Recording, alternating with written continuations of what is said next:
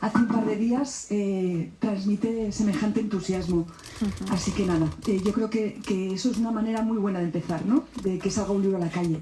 Estoy muy feliz con este acto porque es la culminación de muchos meses trabajando, conversando, emocionándonos y todo este proceso ha sido a distancia, entonces esto también es el encuentro, ¿no? con el que culmina todo ese proceso.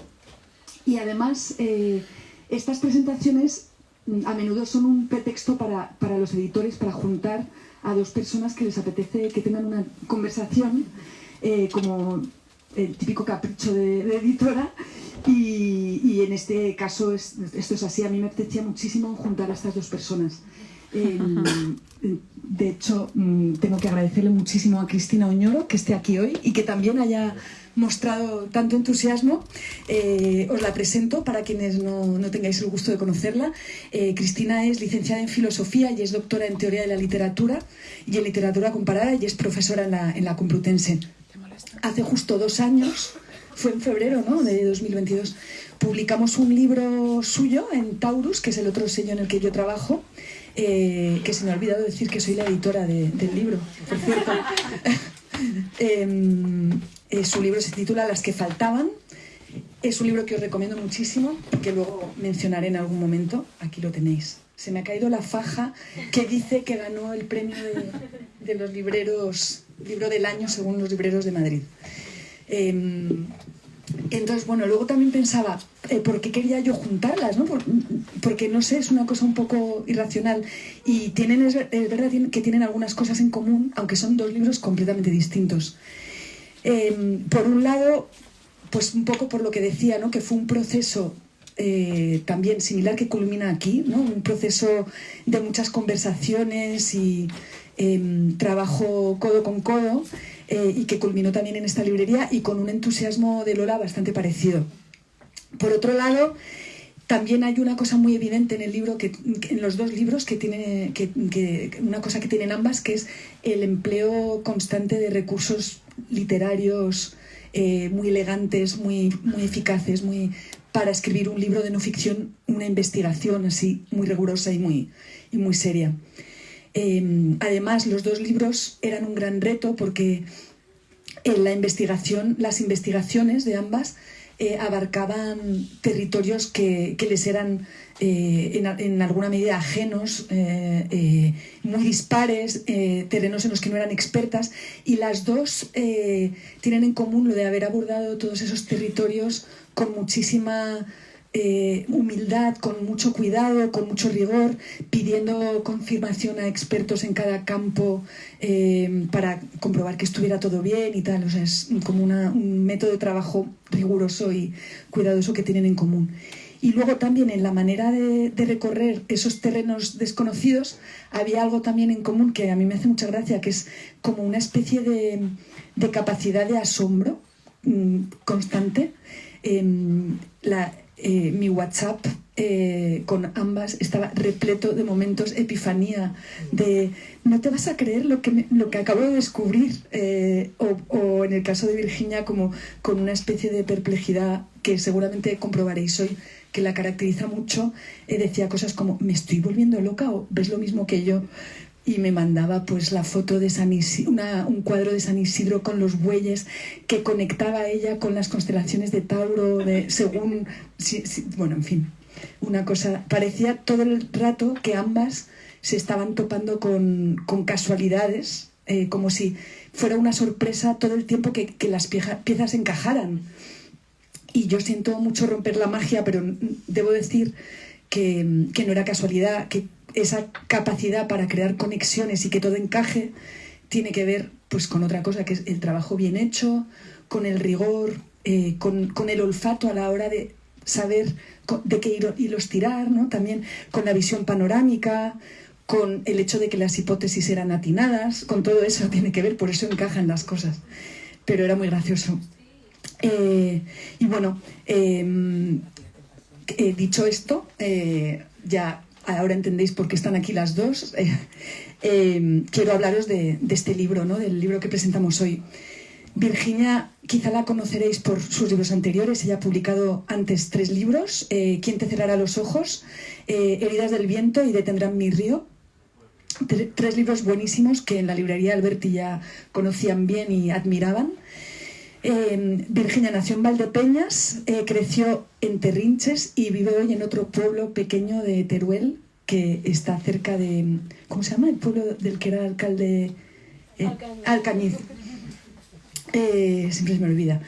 Se licenció en periodismo y en antropología social y cultural y ha sido periodista freelance, ha escrito mucho para Muy Interesante sobre temas de antropología y bueno, seguramente muchos la conoceréis y a muchos os habrá llegado el ruido que está haciendo este libro, en parte por la puntería que hemos tenido a la hora de elegir la fecha, porque el día que salía el libro, las portadas de todos los periódicos hablaban de una alarma generalizada por la sequía, pero bueno, sobre todo el ruido tiene que ver con que es un libro muy especial y la gente está empezando a darse cuenta. En una frase, digamos que el libro es una especie de historia de la humanidad que toma por eje nuestra relación con la falta de agua y demuestra cómo la sed nos ha traído hasta aquí y nos ha hecho ser quienes somos.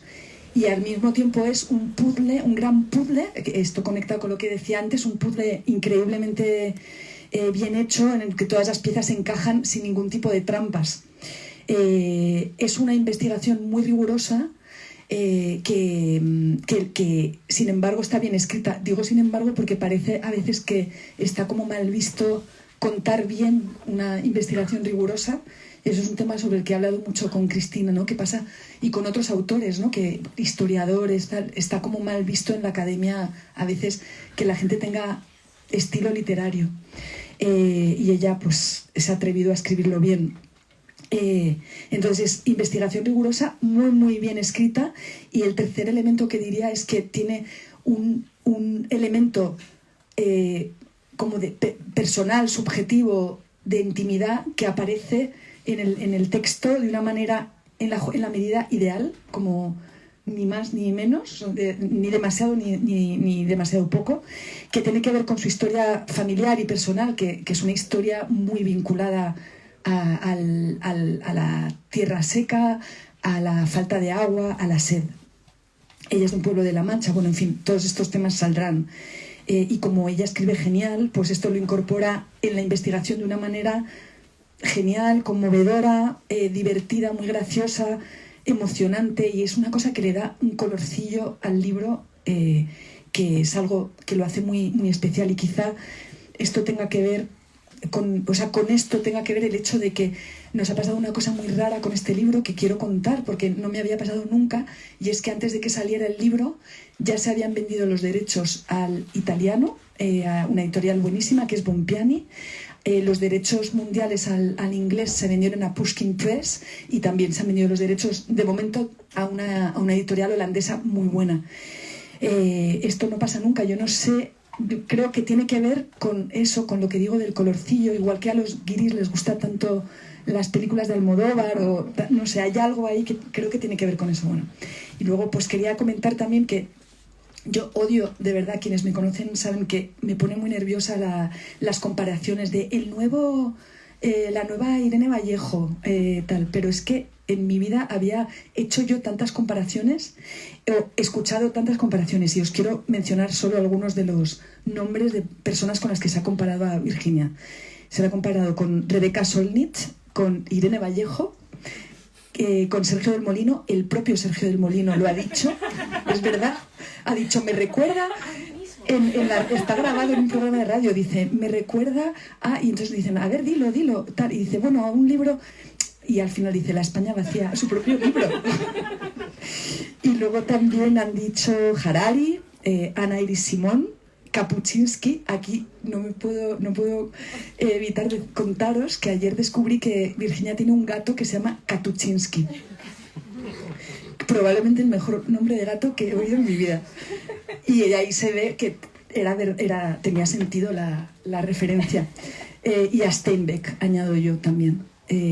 Me gusta esta especie de comparación colectiva, porque es un poco absurda. Tantos nombres tan dispares y que no tienen ningún sentido, son casi como contradictorios, porque al final es verdad que hay como destellos de la sensibilidad de uno, de la gracia de otro, de el modus operandi de alguno, tal, pero al final lo que dice esta comparación con tanta gente es que esto es un libro que no tiene nada que ver con nada que hayáis leído nunca antes. Y por último voy a decir una última cosa, que es que si a lo largo de la presentación tenéis la sensación de que os estamos haciendo spoiler, no os preocupéis, porque no es imposible hacer spoiler de este libro, porque tiene una cantidad de hilos, de sorpresas, de conexiones inesperadas, de datos curiosos que sería absolutamente imposible trasladarlos aquí en una conversación de 45 minutos. Así que nada, dicho todo esto, le paso la palabra a Cristina.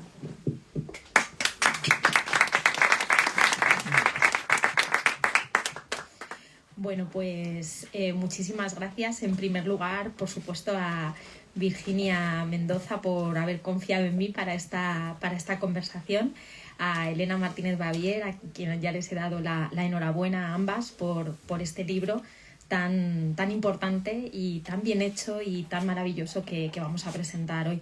Porque, bueno, creo que lo ha mostrado ahora con estas palabras, ¿no? De comienzo. Es un libro que se nota, se siente quien lo lee, que está hecho con mucha energía por parte de quien lo escribe, pero también por parte de quien lo ha apoyado como idea, y tiene una energía especial, ¿no? de ser un libro hecho mano a mano también con su editora. Así que, bueno, enhorabuena a las dos, porque seguro que hay muchísimo trabajo detrás de este libro. Y luego, por supuesto, también gracias a Lola Larumbe por apoyarlo, a todo el equipo que desde que lo pusieron en la vitrina hemos estado hablando con Ana, con Iñaki, que venía a Virginia, que se iba a presentar este libro, y sé que lo van a apoyar mucho. Y bueno, a todos los que habéis venido, especialmente al Club de Ensayo, la representación del Club de Ensayo del Alberti, que está aquí y que, bueno, pues que hemos difundido también este libro en el grupo que tenemos, y aunque algunos no estén aquí presentes, pues es un libro que ya ha suscitado en el chat, ¿verdad?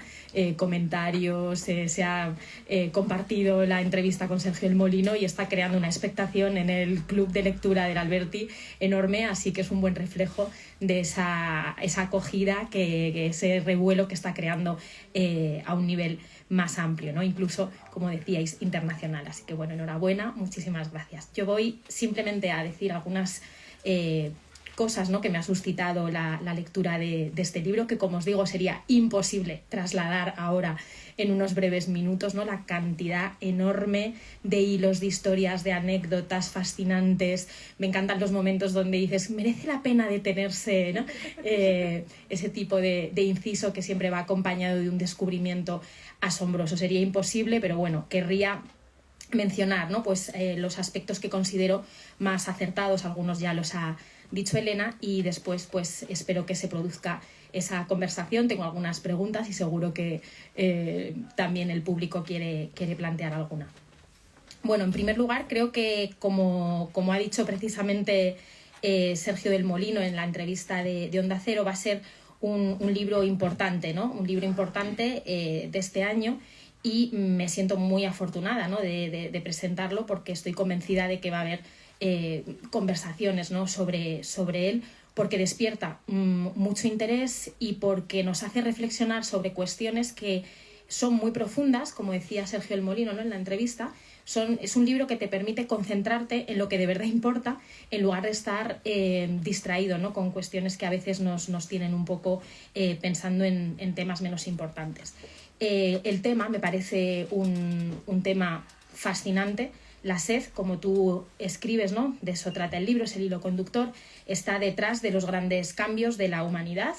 Se ha hablado mucho del hambre, ¿no?, lo mencionas en algún momento. Sabemos que el hambre es un elemento fundamental para la historia del ser humano, pero se ha hablado mucho menos de la sed como ese elemento que está detrás de la migración, que está detrás de las revoluciones, que está detrás de los cambios evolutivos.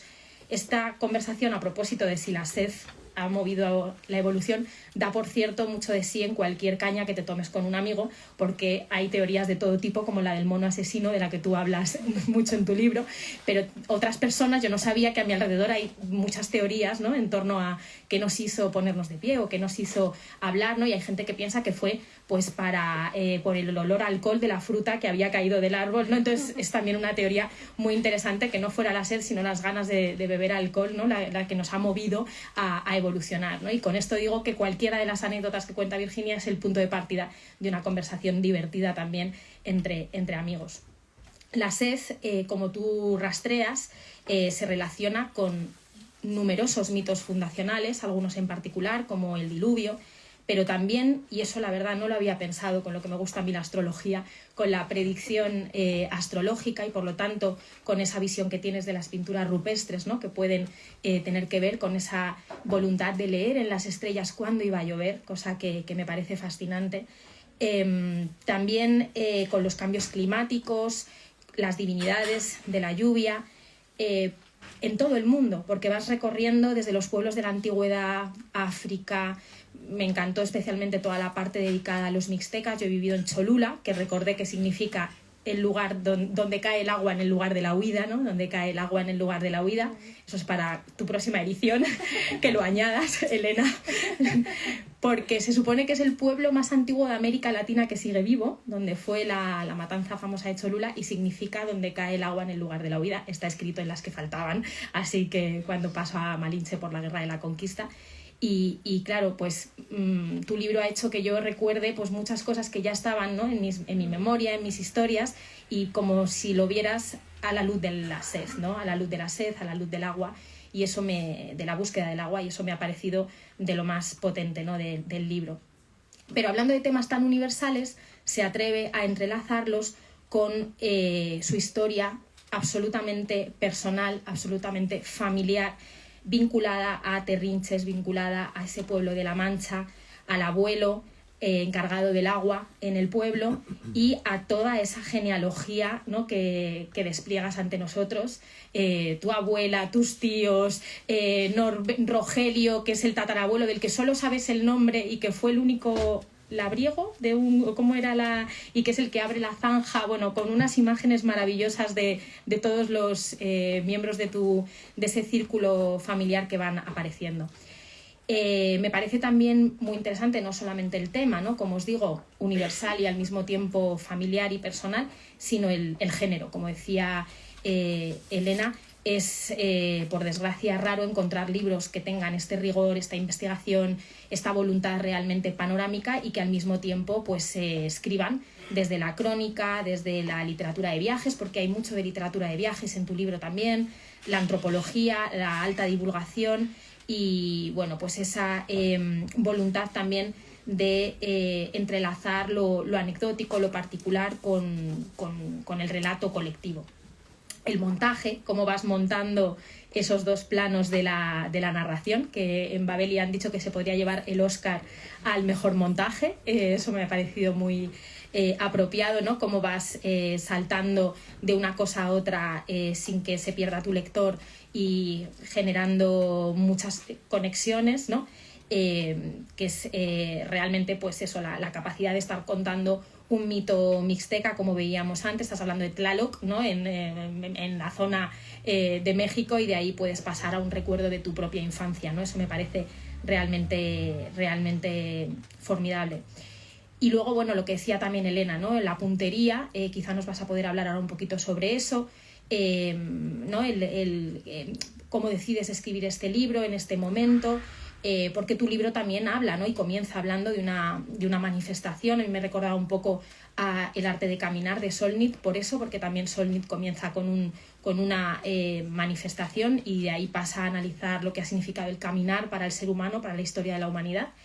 Y bueno, pues estamos efectivamente en un momento en el que también abordas cómo la distribución de esos recursos relacionados con el agua y por lo tanto con los sedientos y con la sed pues generan desigualdades, y hay todo un debate, ¿no?, actual que abordas, como decía Sergio El Molino ayer en en la entrevista con rigor y con profundidad, ¿no? Que permite un poco pues darnos argumentos, armarnos de argumentos para ese tipo de reflexiones sobre la escasez del agua, las sequías, los recursos, etc. Bueno, como veis, un libro maravilloso en el que se analiza la sed y su importancia en la historia de la humanidad desde absolutamente todos los puntos de vista posibles, ¿no? Gastronómico, porque en La Mancha se come tocino, etimológico, ¿no? Para analizar la palabra sed, que me parece apasionante también la etimología de la palabra sed, simbólico, lo que la sed ha significado, su simbología, histórico, hemos tenido sed desde el principio y seguimos teniéndola, antropológico, religioso, te detienes mucho, claro, en la parte que ha tenido que ver con las religiones, rezar por agua, las procesiones para el agua, los dioses vinculados al agua o al tener sed, y finalmente astrológico, que como te digo, eso me lo esperaba menos y me ha gustado muchísimo. Así que, bueno, pues enhorabuena, Virginia, por este libro. Y bueno, tengo aquí muchas preguntas, así que no sé si Elena quiere empezar y si no, pues continuaré yo o como digáis. Pues mira, ya que me... Estaba yo pensando mientras venía para acá que cuando hicimos el libro de Cristina buscamos una serie de elementos como transversales al libro para ilustrar la cubierta y dijimos... al final le voy a acabar poniendo la faja del libro del año al de Virginia.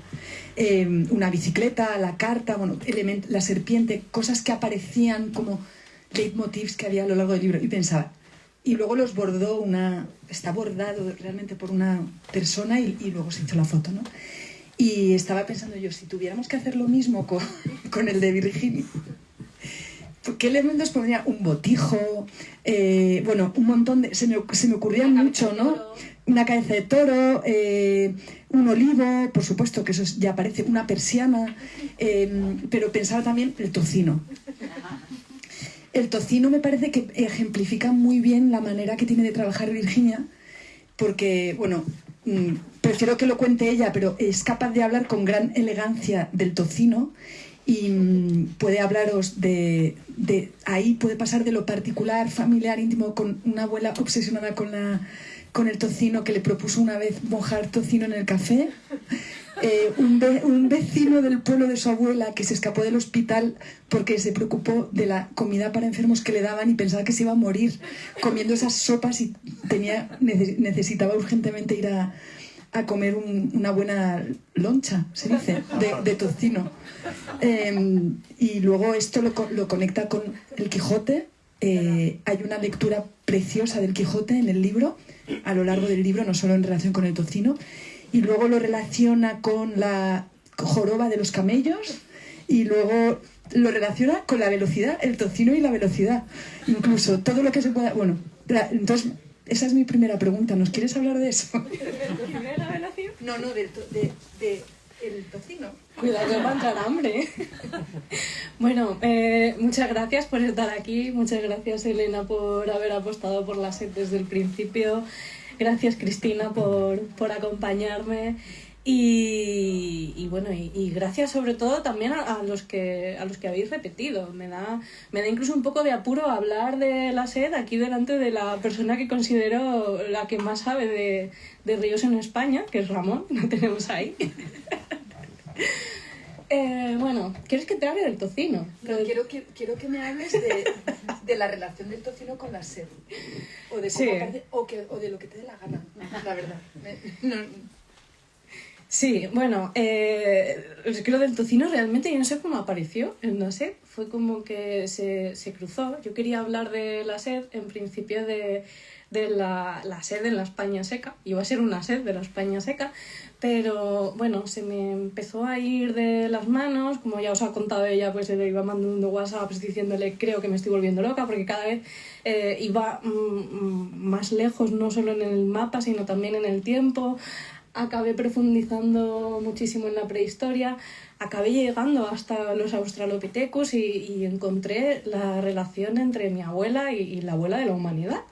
Y es que, claro, mi abuela vivía obsesionada con el tocino, bueno, no solo con el tocino, también con algunas cosas más. De hecho, ahí aparece su última gran cita, y es que hubo un investigador en la Universidad de Castilla-La Mancha que, pues, el hombre con toda la buena intención quería hacer un fuet más saludable, y el experimento consistía en quitarle el tocino y sustituirlo por melón, que en La Mancha, claro, el melón nos gusta, pero estas cosas a una persona como mi abuela o como este vecino que se escapó del hospital para irse a su casa a buscar tocino, pues para ellos es un poco irritante. Y yo me imaginaba más o menos lo que me iba a decir, y de hecho algo parecido puse, pero dije, no, necesito preguntarle, y lo que me diga lo voy a apuntar porque sé que me va a dar alguna de sus perlas. Y lo que me dijo era que eso es para matar a las personas y no lo compres hasta que la cosa no se vea clara. O sea, por ahí os podéis hacer una idea de la obsesión que hay en los pueblos manchegos con el... O sea, no solo con el tocino. En mi pueblo, si vienes con un vegetariano, le van a ofrecer a lo mejor una ensalada de atún. O sea, el atún no cuenta, el jamón tampoco cuenta. Es una cosa un poco increíble. No sé por dónde quieres que vaya con el tocino, porque... A ver, lo que quería era que vieran como hasta qué punto eres capaz de hilar lo íntimo con lo universal. El libro está lleno de momentos, está repleto de costumbres, creencias, fenómenos, historias que surgen en muchos lugares, en momentos muy alejados y en puntos de globo muy remotos, y yo creo que esas cosas son las que mejor hablan de nosotros, ¿no? Y creo que estas historias también remotas que tienen que ver con que están en el Quijote, que hay como creencias ancestrales relacionadas con el tocino en la Mancha, o sea, como un vínculo especial, realmente esconden una serie de creencias y de historias que hablan mucho de nosotros. Pero bueno, nada, no creo que hay otros ejemplos más, como por ejemplo lo que decía Cristina de las constelaciones, el toro. Hay en el libro un cuadernillo de fotos, por cierto, que está bien, que os recomiendo mucho que miréis, y que eso que decía Cristina, o no sé si lo he mencionado yo, lo del el toro y San Isidro, pero también las constelaciones, la letra A, todo eso aparece como muy bien reflejado. Cristina, no sé si quieres...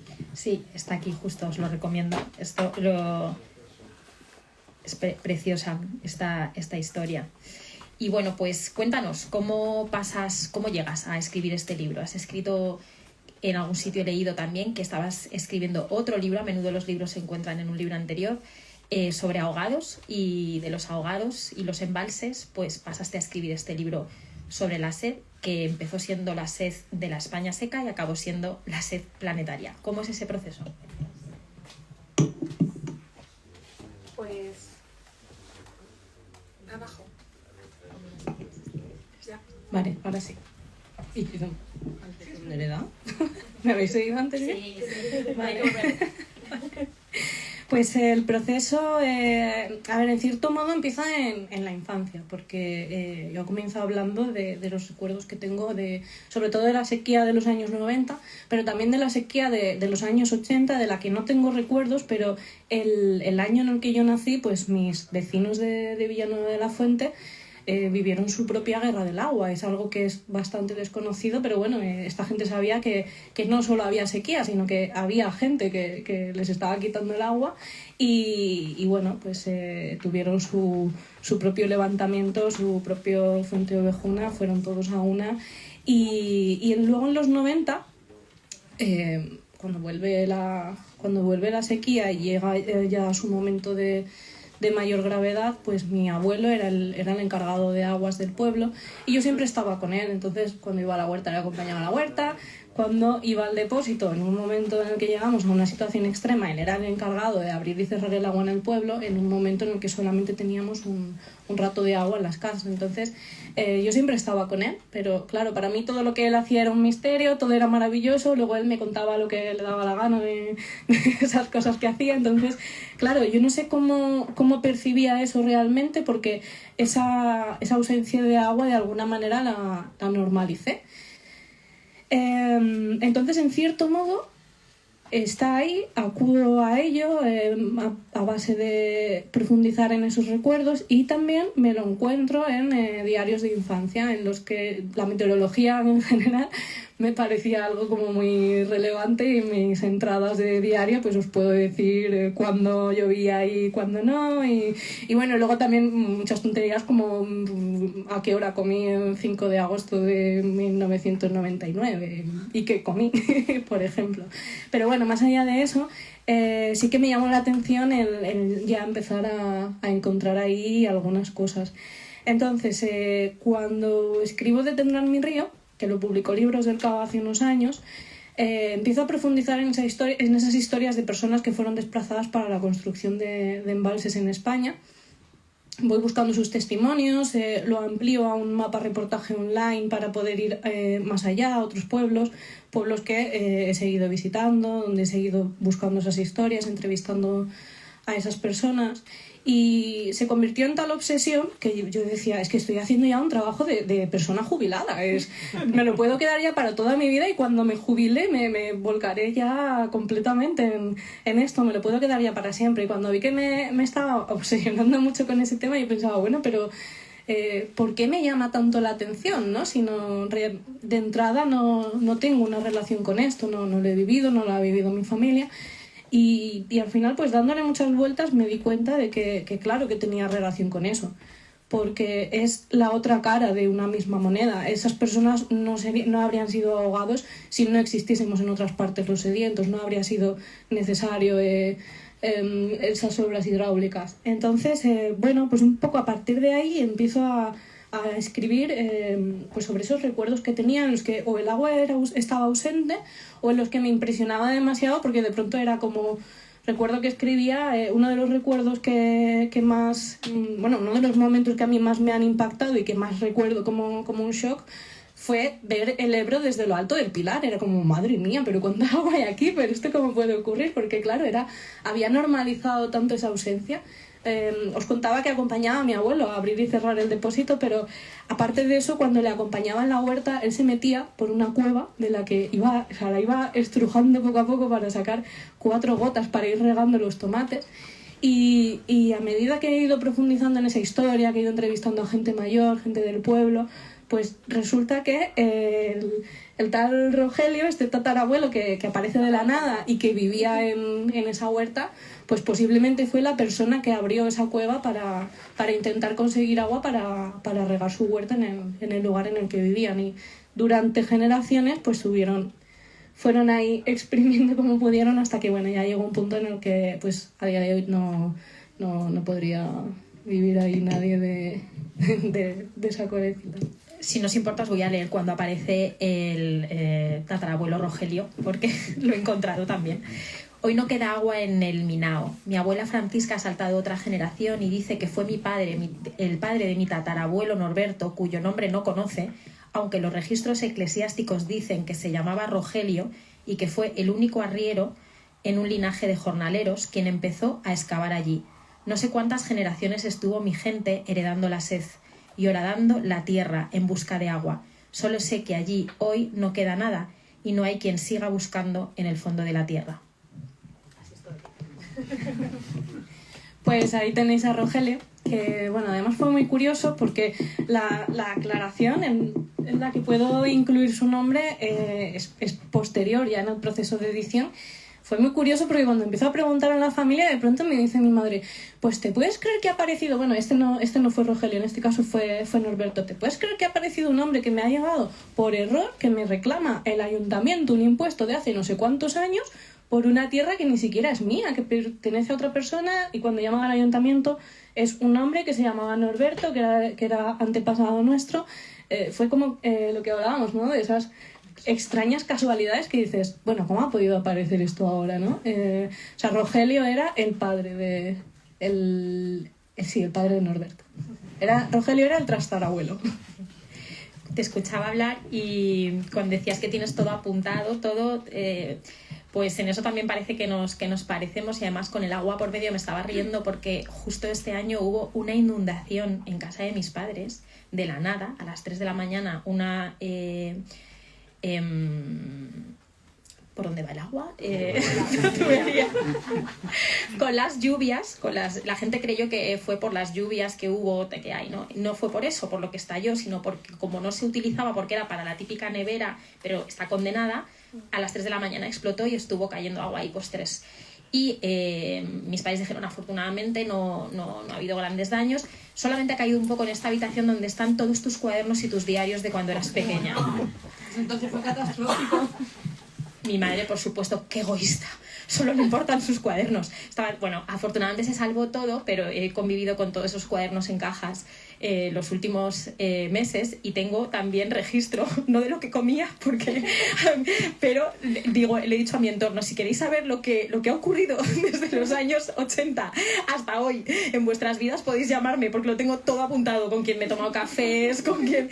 No tanto diario como agenda, ¿no? Entonces, y me ha hecho gracia pensar que tenemos también esa pulsión documental y que en mi caso además ha ido acompañada de una inundación y de agua.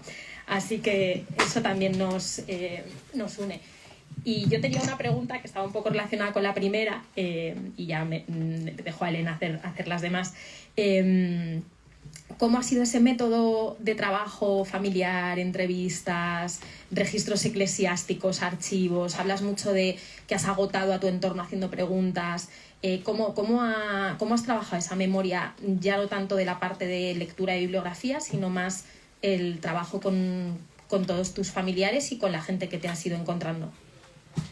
Bueno, yo no tengo un método realmente, soy bastante caótica, pero muchas de las cosas que aparecen ahí no parten de entrevistas que hiciese para escribir la SED, sino que realmente yo llevo casi toda la vida entrevistando a mis abuelos, a veces sin pretenderlo, ¿no? Me apuntaba muchas frases de mi abuela, intento recordármelas para repetirlas, para que no se pierdan, y a veces sé que a lo mejor no me va a entender nadie, pero necesito como retenerlas y también reproducirlas y muchas veces pues escribirlas.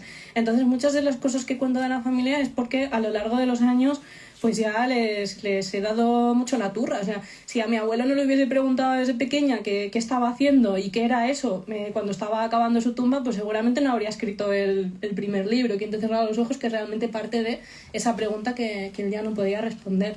Entonces, claro, era algo que yo de alguna manera pues ya tenía almacenado o había ido por ahí tomando notas, eso en cuanto a la parte familiar. Luego... Bueno, cuando empiezo a escribir la SED, sobre todo me empiezo documentando más bien tirando de ensayos sobre evolución humana, me empiezo también a obsesionar con la prehistoria.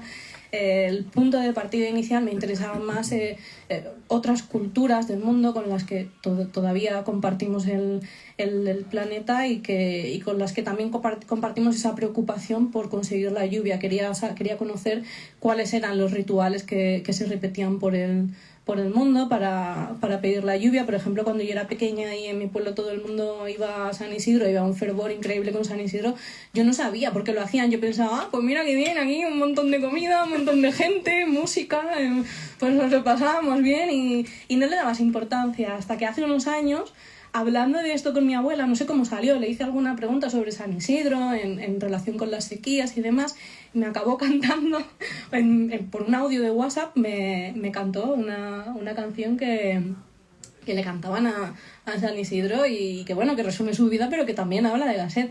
Y me dio tanta curiosidad, hay un capítulo sobre San Isidro que me parece un personaje súper interesante. Y llegué a venir a Madrid el año pasado para San Isidro porque dije, yo quiero saber si realmente la gente sigue yendo a pedirle la lluvia.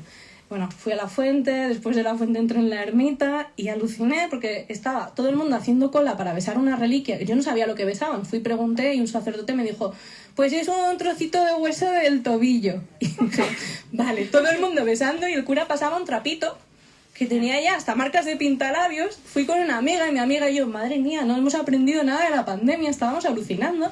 Pero es que mientras tanto, el otro sacerdote estaba rezando para que lloviera en los campos en España. Y dije, no me puedo creer que esto siga ocurriendo y que y que me haya pasado tan desapercibido teniéndolo tan cerca, ¿no? Entonces había mucho de eso, había mucho de búsqueda también de hemeroteca.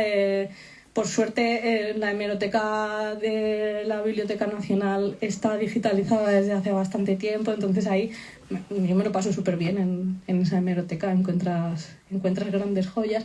Hay mucho de eso, y luego hay también, llega un punto en el que un poco tirando pues de Norberto, de Rogelio, del que aún no sabíamos el nombre, me empieza también a llamar la atención el hacer mi árbol genealógico, que era algo que siempre había querido hacer. Entonces, cuando mi abuela aún vivía, sí que empecé a anotar algunos nombres y todo lo que pudiese recabar sobre las vidas de las personas hasta donde ella tuviese memoria. Entonces pensé, más a largo plazo, cuando realmente tenga tiempo, me pondré a profundizar en el registro civil, en el archivo histórico, algo que además ahora está también digitalizado por suerte y con lo que también me lo he pasado súper bien.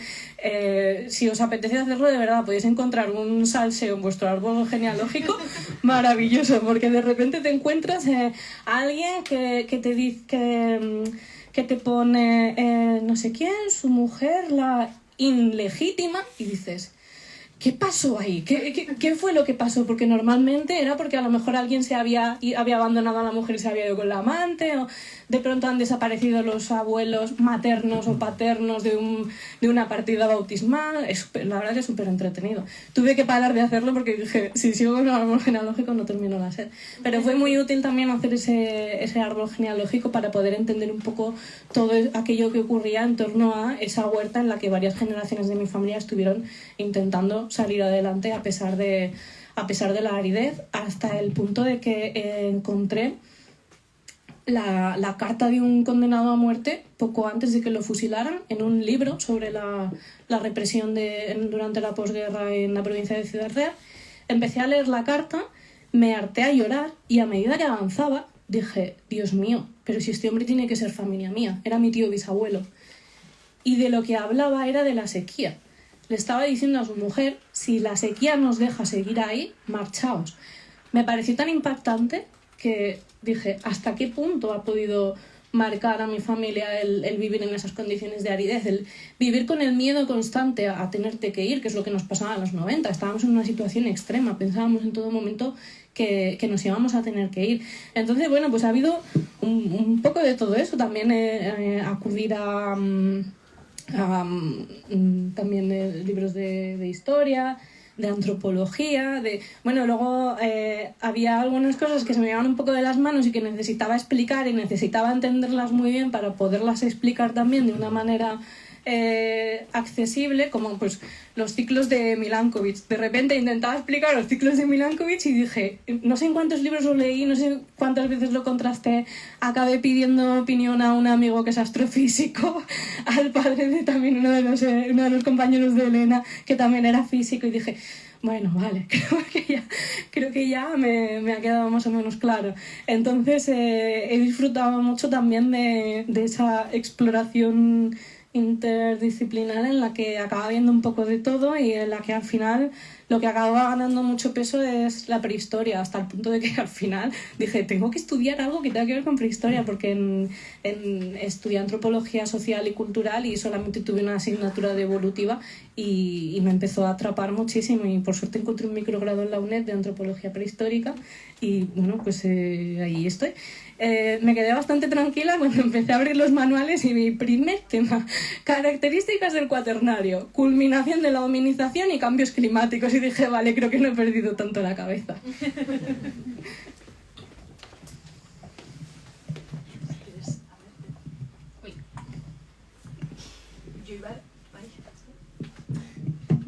Iba a comentar que Virginia se había puesto a estudiar arqueología y de hecho quería hablar también de otra coincidencia extraña, que es en el libro se cuenta muy bien una cosa muy interesante, que es el tema de la cultura de las motillas, que te pido que lo cuentes. Pues genial, porque es lo que te iba a preguntar, que bueno, es una cultura que se inicia en la Edad de Bronce y que tiene mucho que ver con la zona donde se crió Virginia. De hecho, en Terrinches hay una tumba. Bueno, también en este libro se descubre, un lector así general no especializado. Yo creo que cualquiera o muchos de los que estamos aquí no habíamos oído hablar nunca de los Yamnaya.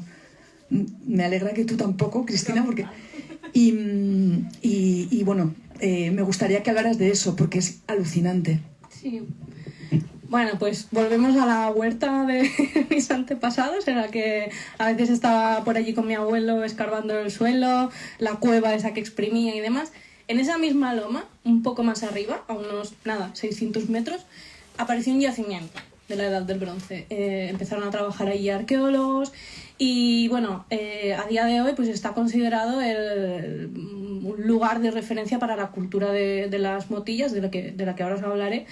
Es una especie de santuario solar, está orientado hacia puntos y momentos muy, muy específicos, lo han estudiado arqueoastrónomos y han llegado a conclusiones bastante interesantes, y en torno a una cueva en la que antes se enterraba la gente, en un momento en el que empiezan los enterramientos individuales o en pareja, empiezan a crear túmulos alrededor de esta cueva, orientados hacia los solsticios. Bueno, tiene ahí toda una historia. Y aparece en una de esas tumbas una pareja, típica tumba de una pareja y haciendo la cuchareta, que dices, qué monos, no sabemos en qué condiciones vivieron ni qué relación tenían, pero cuando lo ves pues suele ser lo primero que piensas, ¿no?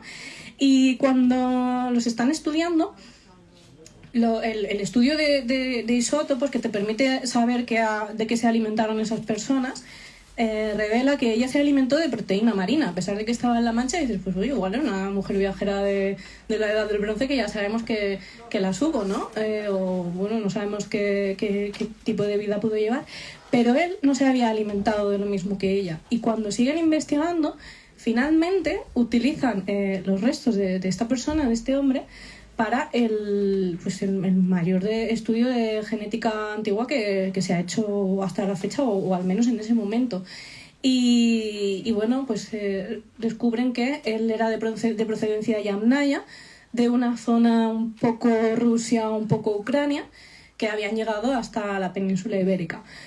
Esto, en el momento en el que se descubre, pues claro, tiene una relevancia brutal, porque los medios se hacen eco de manera completamente sensacionalista y falseada también, diciendo que básicamente había habido una invasión, un genocidio, y que habían venido, se habían cargado a todos los hombres de la península, se habían quedado con las mujeres, como si ellas no hubiesen podido elegir a ellos, no sé, porque sabían hacer queso, por ejemplo, que es lo que yo me planteo. Y a día de hoy, todos los nacidos en la península se supone que tenemos genes de esta población. Los científicos, por si habéis leído esta noticia, porque tuvo muchísima repercusión, los científicos todavía no saben lo que pasó. Fue una sustitución genética a lo largo de 400 años, unos genes que ya estaban previamente también debilitados, entonces pudieron ser muchas las razones. Puede ser que trajesen una enfermedad a la que no eran inmunes los hombres locales, o puede ser pues algo que se suele descartar, y es que a lo mejor las mujeres de la Edad del Bronce también tenían capacidad de elegir con quién se quedaban, ¿no? Y claro, yo a veces lo pienso y digo, si me pongo una mujer en el lugar de una mujer protomanchega de la Edad del Bronce, tengo aquí a mi vecino Luciano, que estoy ya harta de verlo, y llega alguien que sabe hacer queso, pues yo lo siento, que sabe hacer queso. Entonces, bueno, me pareció súper curioso ver que esto se había descubierto en esa misma loma en la que había estado viviendo mi familia, y no sé qué más iba a contar de los Yamnaya, me estoy desviando. Un poco la cultura de las motillas. Sí, la cultura de las motillas, que se había dejado ahí un poco en el aire. La cultura de las motillas surge en La Mancha durante una mega sequía brutal, o sea, una sequía de siglos, que estudios recientes, cada vez hay más en este sentido, están demostrando que varias de las primeras civilizaciones de aquella época llegaron a colapsar en esas condiciones de sequía extrema. Evidentemente la sequía nunca está sola, seguramente hubo una mala gestión, hubo abuso de poder, pudo haber muchísimas cosas para que se diesen esas circunstancias. A veces ese colapso solo consistía en que pues, te tenías que ir de ese, sobre todo lo que empezaban a ser ciudades, ¿no? Y esta gente en La Mancha descubre que bajo tierra hay agua. Entonces, mientras el primer imperio de la historia está ahí, que se las ve y se las desea y que está llegando a su fin, estos señores protomanchegos o señoras o quienes fuesen dicen, pues aquí igual hay agua, vamos a buscar, no sabemos cómo pasó, ¿vale? Pero en algún momento pues empiezan a construir unos pozos que están fortificados y se crea toda una cultura en torno al agua y el control del agua, donde pues bueno, se está estudiando tanto el origen de la desigualdad como esa capacidad que tuvieron ellos para sobrevivir a una sequía extrema de una manera que bueno, a mí me parece curiosa, porque ellos fueron capaces de aguantar esto durante 900 años y cuando se tuvieron que ir de ahí era porque llegó de repente un nuevo cambio climático, trae lluvia, provoca inundaciones y las motillas ya no solo no son útiles, es que están inundadas y se han tenido que ir. Pues en ese lugar en el que en una sequía extrema tú podías beber agua en un lugar como la Motilla del Azuer, que está en Daimiel y está considerada el pozo más antiguo de la península, hoy vais a la Motilla del Azuer y es imposible ver agua. Y dices, ¿cómo es posible que nuestros antepasados lograsen sobrevivir durante siglos en una sequía brutal y que hoy no haya agua ahí? No es por casualidad, o sea, está al lado de las tablas de Daimiel, que bueno, pues ya sabemos que la mano humana pues ha hecho ahí sus cosas. Entonces me parece también curioso porque luego en el Sáhara surge unos 1000 años después una cultura que también descubre que tiene agua subterránea que puede aprovechar, pero esta cultura pues se acaba yendo a pique porque lo que hacen es que se la liquidan básicamente. Y en ese sentido encontré una conexión que me gustó mucho. Como os decía, iba buscando no solo rituales, sino también ideas, creencias, frases repetidas, mitos, que de alguna manera fuesen conectando por todo el mundo a los sedientos. Y es curioso como había una que me parece que es un aprendizaje brutal que todos nos tendríamos que quedar, y más en tiempos como los que estamos viviendo, que la comparten los sioux y los chinos, que es que la charca no se bebe el estanque en el que vive. No sé quién era, te tocaba a ti.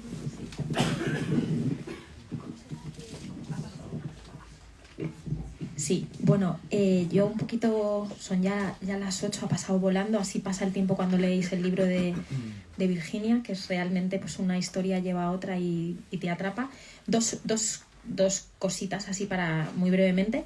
Una que está en tu libro y que seguro que les gusta escucharlo y no es un spoiler, es La sed de los muertos, que me ha parecido muy conmovedor también, esa creencia que existe en distintas culturas o esa costumbre de dejar un vaso de agua y de preocuparse por la sed del que ha fallecido, que me ha hecho recordar otra anécdota que he oído, no una anécdota, sino una creencia que he escuchado sobre la crianza de los niños. La tendencia que tiene un niño cuando se va a dormir, esto es para tu siguiente edición, a lo mejor está en tu libro y me lo he saltado, o sea, puede ser que también hables de esto porque es muy bonito, es muy de tu libro. Cuando ya crees que tu hijo está dormido y dice, mamá, agua, ¿no? Un vaso de agua. Y entonces, claro, pues tú ya querías poner tu serie de Netflix o ya estabas a punto de empezar a cenar la comida que has pedido. Y no voy a decir el nombre, pero hay un muy buen autor de libros de crianza que dice, no te preocupes, es algo que ocurre en todas las culturas. Mientras tu hijo te lo está pidiendo, hay otro niño de un pueblo ¿no? que lo ha pedido y que al parecer ha sido algo como muy presente en la historia de la humanidad, porque es la forma en la que estás seguro de que es como una forma de asegurar que estarás allí cuando se despierte, ¿no? Y me parecía que era muy de tu libro también, ¿no? Esa vinculación de el agua, que le pones el vaso de agua, un poco como cuentas aquí a los muertos, ¿no? En el Día de Muertos en México, en la India también lo cuentas. Y bueno, me ha parecido fascinante que sea, y desde entonces, desde que sé eso, cuando mi hijo me pide agua, no solo no me molesta, sino que me parece que estoy conectando, como tú haces en tu libro, ¿no? Con esa sed planetaria, y que dar agua es una forma también de estar unidos, ¿no? La sed de los muertos. Que cuente de la sed de los muertos. Bueno, poco más, más allá de lo que estabas tú contando, es súper frecuente lo de poner agua junto al muerto. Bueno, en el Cáucaso yo aluciné con esto porque nosotros mantenemos lo del banquete funerario de alguna manera, o al menos en La Mancha. Lo que pasa es que es como muy sutil, y ahora pues en el tanatorio está ese cuartito en el que toda la familia te trae comida, que es a ver cuál te trae más comida. Y si alguien le supera, se va al súper y te trae el doble y así. Y al final te acabas pegando un banquete, se acaban contando chistes. Bueno, mi abuelo paterno, que no es el que sale en el libro, era el cuentachistes de los velatorios del pueblo, no os digo más. Pero como esa festividad o esa celebración, o sea, dentro de la tristeza, evidentemente no lo quiero banalizar, pero sí que es cierto que hay culturas que reaccionan a la muerte mediante la risa. Nosotros reaccionamos mediante el llanto porque nos han dicho que hay que llorar. Entonces, si tu cultura te hubiese dicho que la reacción es la risa, pues es que fisiológicamente funciona de una manera muy parecida y posiblemente te reirías. Por eso, aunque es un tabú, pues al menos en los pueblos de La Mancha sigue siendo común lo de el hartarse a comer, lo de beber y lo de contar chistes. Y en el Cáucaso esto no es un tabú, es una cosa muy curiosa, porque veis ahí los cementerios en Armenia o en Georgia, y las tumbas tienen una mesa clavada en el suelo, que es en torno a la que la gente se va a celebrar banquetes junto con el muerto. Y el muerto en casa, durante creo que los 40 días posteriores a la muerte, siempre hay personas que se están encargando de traer junto a una foto suya, van trayendo bebida y ponen vasos. O sea, no basta con dejar la botella, le ponen un vaso para que si el muerto tiene sed, si quiere se levante y beba. Y luego lo que hacen en estos banquetes del cementerio, que directamente brindan con el muerto y le tiran vodka casero de 60 o 70 grados, una barbaridad, y se lo derraman, porque ellos sienten que pueden todavía beber con sus difuntos.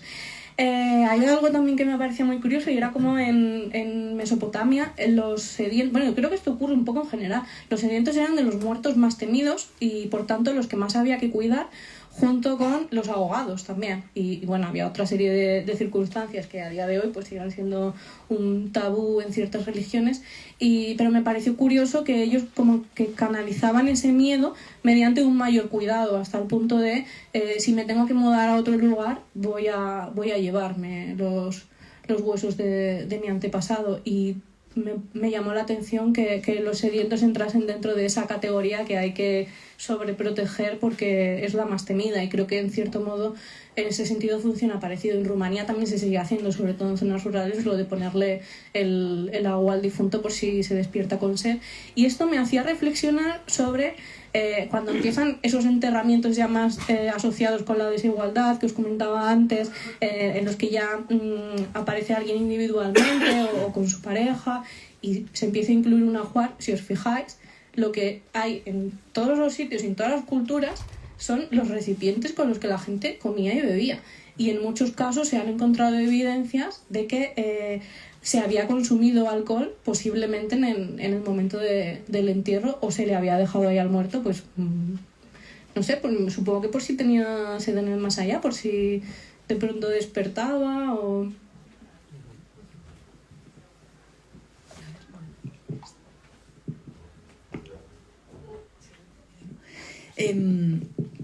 Nada, yo he intentado sin éxito tirar del hilo del tocino, tirar del hilo de la domesticación del toro y las constelaciones y tal. No lo he logrado. Si queréis podéis preguntar sobre ese tema. Lo del toro es un poco controvertido ahora mismo. Hay que tener cuidado con lo que decimos, que ya sabemos que luego se va a analizar las sequías diciendo que como han quitado las plazas de toros, entonces viene la sequía como si fuese un castigo divino. Pero sí que es cierto que a los toros, históricamente, desde hace miles de años, se les ha pedido la lluvia. Eso no quita que no tenga ningún sentido banalizar esa situación que están viviendo otras personas con esa falta de empatía, como para decir que quitar plazas de toros atrae sequía. ¿De verdad que has dicho eso? Sí. Es que esto no aparece en el libro, ¿no? No, esa sí, ahora. Es buenísimo. Pues nada, no, yo os invito a que le preguntéis cosas, los hilos esos que os digo, que es verdad que le estaba pidiendo una cosa muy difícil porque es algo como transversal que recorre todo el libro, pero los descubriréis cuando lo leáis. Es un libro increíble. Repito, lo de los hilos, no para decir hilos, pero en realidad con este libro serían más cuerdas de esparto, creo yo. No sé si ¿Te apetece hablar de eso o no? Si quieres saber más de Esparto, o no sé, o que pregunten ellos ya si quiere, que igual les estamos aquí dando una turra. Y encima hablándoles de tocino, tendrán hambre ya. Un poco del Esparto. Un poco del Esparto. Bueno, pues el Esparto también aparece en la SED, como no podía ser de otro modo, porque es algo que también nos conecta con antepasados en zonas áridas. El esparto prolifera sobre todo en zonas áridas. Y hay una cosa que me parece muy curiosa, y es que también encontré como una conexión en una tía bisabuela, la mujer del hombre que os comentaba antes. Ambos eran mi familia por dos ramas. Se casaron 3 hermanos con 3 hermanos. Y ella hacía cestos de esparto, hacía muchas cosas de esparto, pero cuando iba a visitar a su marido a la cárcel, su forma de transmitirle mensajes que no quería que nadie escuchase en el poquito rato que tenía para estar con él, consistía en, ella hizo una doble base en un cesto de esparto en el que le llevaba hortalizas, y lo que hacía era que ahí le escondía cartas. De hecho, su hija encontró la forma de esconderle una navaja para que así él no tuviese que dejarse los dientes mordiendo el esparto para poder leer las cartas, que me pareció algo tristemente poético, ese esfuerzo por leer una carta, ¿no? En tener que estar ahí mordiendo el esparto. Me pareció súper ingenioso por parte de ella, de Bernardina, y encontré también esa conexión con otros sedientos, porque hay una cueva en Andalucía en la que, en esto lo siento por los armenios que tanto quiero, porque hasta hace poco estaban muy orgullosos de tener el zapato más antiguo que se ha encontrado, pero los ha desbancado Andalucía. Encontraron unas sandalias de esparto en una cueva, que es curioso porque la materia orgánica no se mantiene así como así. Y esto también me vuelve a llevar a la sede, y es que algunas de las cosas que aparecen en el libro, de las que puedo hablar y que han podido encontrar los arqueólogos, precisamente se han encontrado muchas veces gracias a la SED, porque lo que los ha mantenido en ese estado de como era hace miles de años era el hecho de que hubiesen estado en una cueva completamente aislados, en unas condiciones o de aridez extrema o también de humedad. En el caso de estas sandalias de esparto, que están considerados el calzado más antiguo del mundo y que lo han asociado con rituales fúnebres en aquella época en la península ibérica, pues se han podido mantener gracias a la aridez con la que pudo permanecer esa cueva cerrada, y la aridez que había también en el entorno. Como veis, sabía que lo que quería que contaras era lo de los cestos, o sea, esta vez lo he conseguido. Nada, como veis está lleno de historias. Las historias llegan, nos hemos centrado quizá mucho en arqueología y tal, pero recorren toda la historia de la humanidad hasta prácticamente nuestros días. Os recomiendo muchísimo que leáis este libro, de verdad. Es uno de los, bueno, sin duda, uno de los libros de los que más orgullosa estoy de haber editado y publicado. Y bueno, no sé si alguien quiere preguntar algo.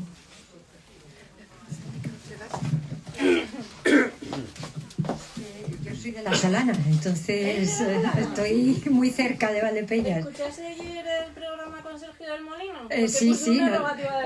Sí, pues entonces, claro, me siento totalmente identificada con lo del agua. O sea, la vida en mi pueblo era en torno al agua, y de hecho yo cuando vi el primer río y fui al norte, a mí me parecía milagroso, o sea, que hubiera agua, porque el río Azuer nunca lleva agua, o sea, estaba al principio, en fin. Yo no sé si a ti te han contado el tema de la inundación de Valdepeñas. Yo creo que debió ser en torno al 81-82, que hubo varios muertos, porque se rompió un pequeño dique, y fue hasta el ministro en aquel momento del Interior, yo creo que era Martín Villa, o sea que fue algo importante, porque a nuestra tierra normalmente no iban, ni van los ministros habitualmente. Pero te quería hacer una pregunta muy, muy sencilla. La predicción del agua, el tema de las cabañuelas, por ejemplo, el hecho de que mañana es miércoles de ceniza, y si el miércoles de ceniza no llueve o no está cambiado el tiempo, significa que la cuaresma va a ser de sequía, y ser una cuaresma de sequía significa que el fruto no va, o sea, no va. Es ese tipo de cosas que yo he vivido con ellas y que yo las sigo diciendo a mis hijos. Digo, como el miércoles de ceniza no llueva, tenemos una cuaresma de sequía, y luego ya aunque llueva en mayo ya no es lo mismo. O sea que ese tipo de curiosidades que yo he convivido con ellas. Sí, bueno, muchas gracias por tu intervención. Me alegro mucho que seas de La Solana, tengo familia en La Solana. Sí, sí. Precisamente ese detalle que cuentas no lo incluyo en la SED, me lo tendré que apuntar por si tenemos la oportunidad de añadirlo. Pero sí que hablo mucho de esa sabiduría popular y también la reivindico porque aunque estoy casi todo el rato hablando de ciencia, también pienso que la ciencia no debería desechar ese conocimiento popular que se ha ido heredando y que muchas veces se refleja en refranes que te asocian el tiempo meteorológico de un día en concreto a la aparición de un animal. No solo porque es un conocimiento heredado y como tal va a merecer la pena tanto si te lo crees como si no, como en el caso de las cabañuelas, que dices, ¿qué más me da que sea científico? A mí me interesa que se haya ido heredando de padres a hijos, ¿no? Es como los favorís, me interesa de la misma manera. Pero en este caso es que algunos de esos refranes se han podido demostrar científicamente, entonces me parece que es un saber súper válido, no solo para nosotros a nivel de comunidad, no solo a nivel cultural, sino también porque realmente puede llegar a ser útil para la ciencia porque puede ser su punto de partida. Yo estoy esperando mañana a ver qué pasa. Muchas gracias. A ti. ¿Alguien más quiere hacer alguna pregunta? Bueno, Virginia, discúlpame, voy a hacer primero una alusión a la Solana. Yo soy de Torralba de Calatrava. Háblanos de tu motilla. Bueno, eso te la sabes tú mejor. Yo de pequeña iba con mis abuelos a la Solana, recuerdo, a tomar horchata en un kiosco que había verde en la plaza. No, ese es el recuerdo que tengo. Entonces ahora me ha venido a la mente. Recuerdo ese viento, ¿eh? Sí, sí. Bueno, porque claro, ibas en verano, porque la horchata era de verano. Pues cuando has comentado lo de San Isidro, en Torralba está la pradera de San Isidro, el año pasado había muchísima sequía y se pensó en adelantar el llevar al santo, porque el santo se lleva del 15 de mayo al 20 de septiembre, que es cuando terminan las ferias en el pueblo, y todo ese tiempo, que es tiempo de, digamos, de cosecha, el santo está en el campo, pues para ayuda, ¿no? Para que haya lluvia, una buena siega y todo lo que sea. Se pensó en adelantarlo al 15 de abril, como pidiéndole este permiso al cura, que tenemos ahora postizo del pueblo, que viene de Carrión porque ya no tenemos ni cura, y al final eso se quedó en agua de borraja porque es verdad que empezó a llover, pero se dijo que como se había invocado al santo de que se le iba a sacar y que si luego llovía se le volvía, aunque fuese, llevar al pueblo y se volvía a llevar a la pradera el 15, pues con eso se había conseguido la lluvia. O sea que el tema de religión y San Isidro y la pradera y todo eso está muy, muy presente. Sí, además cuando ocurre, que bueno, es bastante cuestionable lo de que sea casualidad, sobre todo porque desde hace siglos hay partes meteorológicos a los que, sobre todo en su origen, había una élite que tenía acceso a ellos y de hecho se democratizó bastante pronto, ya a mediados del siglo XIX ya se podía leer en el periódico. Pero es gracioso cuando esto ocurre y justo después de ese momento llega la lluvia, claro, tienes... tú puedes justificar que, ¿ves cómo tiene sentido que hagamos esto y que lo tengamos y que lo sigamos haciendo? Si ves, hubo un momento en el que, bueno, es que en mi pueblo San Isidro lo sacan como figura, pero en Madrid han llegado a sacar su cuerpo durante 900 años, tanto para curar a reyes enfermos como para pedir la lluvia. Y a finales del siglo XIX hubo un día en el que se sacó el cuerpo de San Isidro, se expuso y se llevó en rogativa, no solo para pedir la lluvia, sino también para que terminara la guerra de Cuba. Y si ves los periódicos del día siguiente, porque al día siguiente llovió en casi toda España, claro, todo el mundo diciendo, claro, es que ha sido gracias al cuerpo de San Isidro que lo hemos sacado y además era como lo de exponerlo no es solo para que la gente lo vea, es porque así como que facilita su conexión con el cielo para que se pueda comunicar bien.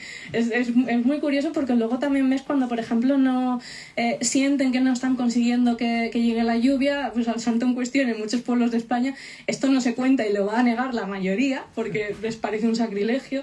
pero en muchos sitios se le pone sal en la boca al santo para ver si así le despiertan la sed. Dicen, a ver, si sientes sed y empatizas con nosotros y le dices a tu amo que nos mande el agua. O le ponen bacalao en la boca, o le meten la cabeza en una charca, en un embalse o en un río, o lo tiran directamente, como pasó en mi pueblo, que no, o sea, en el pueblo de Teruel en el que vivo, que no sabemos realmente si esto es un mito, o sea, no sabemos si es una leyenda o si pasó de verdad, pero cuentan que ahí pues hubo un año en el que sacaron el Cristo en rogativa, apareció una nube, y la nube, cuando ya parecía que iba a descargar, hizo ¡pim!, se desvió, y se cabrearon tanto que dijeron, pues el Cristo al río.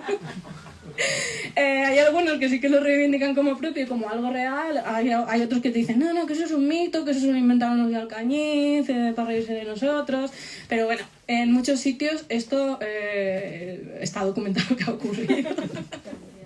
Y no solo con santos, se ha hecho también con mandatarios, de hecho en México los señores reyes incas se adelantaban y decían, antes de que nos corten la cabeza, vamos a organizar aquí un ritual público, y se ponían a danzar en taparrabos, se hacían una incisión en sus partes y era como, bueno, ya está, hemos calmado vuestra sed de sangre, si vais a venir a por mí. Era como una manera de calmar a esa gente que se podía levantar contra ellos en plena sequía, porque pues como siempre no era solo sequía, era en muchos casos abuso de poder.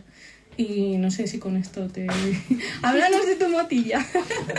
Es que en su pueblo hay motilla. Sí, en Torrola, pero es que yo sé poco. Yo lo que te voy a comentar también es que yo sí que viví la sequía de los 80 en Torralba, que también nos cerraban el agua del depósito y nos quedábamos sin agua, y con la previsión, porque no sé por qué mi abuelo, que estaba también en cosas del ayuntamiento, se enteraba cuándo iba a haber, y cogíamos el coche y nos íbamos a Malagón, a la fuente del Chorrillo, con garrafas para tener agua. Eso sí que lo recuerdo perfectamente. No sé si alguien más quiere. Gracias, Bea.